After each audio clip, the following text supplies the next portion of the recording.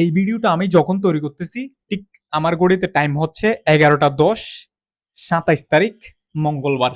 ঠিক আজকে হচ্ছে তাণ্ডবের মতো এত বড় একটা মুভির একজন নায়িকার জন্মদিন ছিল। জন্মদিনের কথা পরে বলতেছি।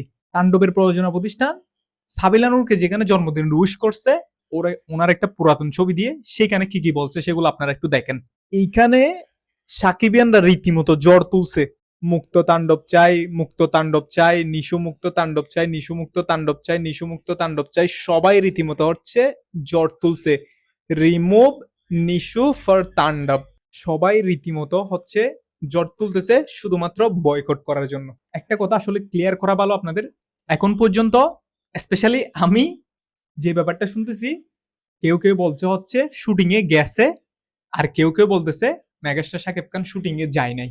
তার মানে আমরা যারা হচ্ছে কি, তার মানে এজ এ দর্শক হিসাবে যারা আছে তারা একটু দ্বিধাদ্বন্দ্বের মধ্যে না। কেন হচ্ছে প্রযোজনা প্রতিষ্ঠান এই ব্যাপারটা ক্লিয়ার করতেছে না? আসলেই কি তাণ্ডবে নিশো আছে নাকি নাই? তারপরে হচ্ছে সাবিলা নূরের মতো একজন নায়িকার বার্থডে গেছে আজকে, কতটা আনপ্রফেশনাল প্রযোজনা প্রতিষ্ঠান দেখেন। নায়িকার বার্থডেতে তার একটা সারপ্রাইজ থাকে, তার একটা হচ্ছে মুভির পোর্শন হোক, মুভির একটা হচ্ছে সিন হোক, তারপর হচ্ছে একটা গান হোক, এরকম একটা সারপ্রাইজ থাকে। বাট এই যে তার একটা বার্থডেতে তাকে উইশ করছে, এগুলো হচ্ছে র্যান্ডম উইশ। দর্শক হচ্ছে সে ভালো উইশ করতেছে, আমাদের যারা দর্শক আছে, যারা হচ্ছে দর্শক শ্রেণীর আছে, তারা ভালো উইশ করতেছে। দেখেন, আমরা যদি বরবাদে যদি যিশু সেনগুপ্ত দেখি, যিশু সেনগুপ্তকে হচ্ছে কত সুন্দরভাবে হচ্ছে একটা তার সিন দিয়ে হচ্ছে সারপ্রাইজ দিছিল বার্থডেতে। এবং এটা বাদ দেন, আর আধা ঘন্টা ধরেন, আর একটু পরে হচ্ছে মেগাস্টার শাকিব খানের ইন্ডাস্ট্রিতে 26 বছর হবে। 26 বছর উপলক্ষে তাদের প্ল্যান কি? একজন মুভির নায়ক। এই যে হোল ব্যাপারগুলো চলতেছে না, সবকিছু মিলিয়ে দর্শক একটাই জানতে চাই, সেটা হচ্ছে আমরা সঠিক নিউজটা জানতে পারবো। দর্শক এখনো সিরিয়াসলি সঠিক জিনিস জানে না।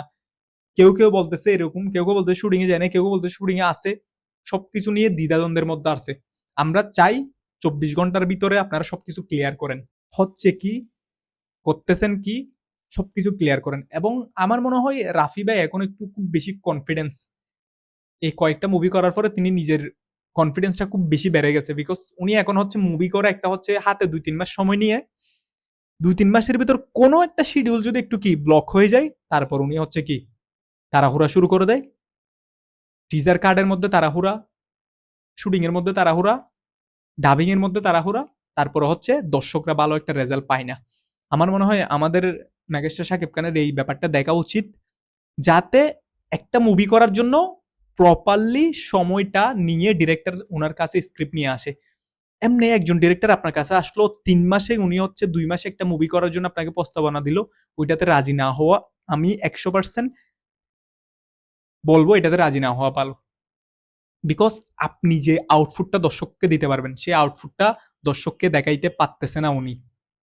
সেজন্য 2 মাসে মুভি করা, 3 মাসে মুভি করার জন্য যারা স্ক্রিপ্ট লিখে আনবে, তাদের স্ক্রিপ্ট থেকে আমি বলবো বিরত থাকেন। রাফি ভাই এখন ওভার কনফিডেন্স।